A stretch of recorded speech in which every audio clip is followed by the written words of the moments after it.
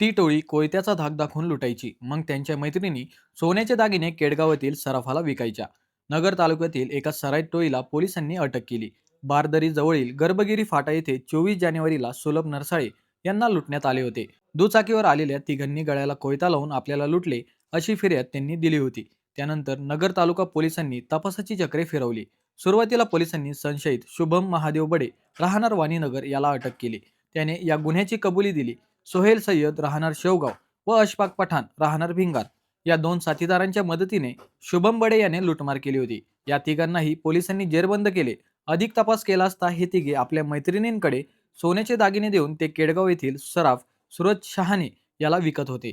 पोलिसांनी दोन मैत्रिणी व सराफ शहाणे यालाही ताब्यात घेतले. पोलिसांनी या 6 जणांच्या टोळीकडून 11 ग्रॅम सोन्याची गोळी, 4 मोबाईल, 1 मोटरसायकल व गुन्ह्यात वापरलेला कोयता जप्त केला.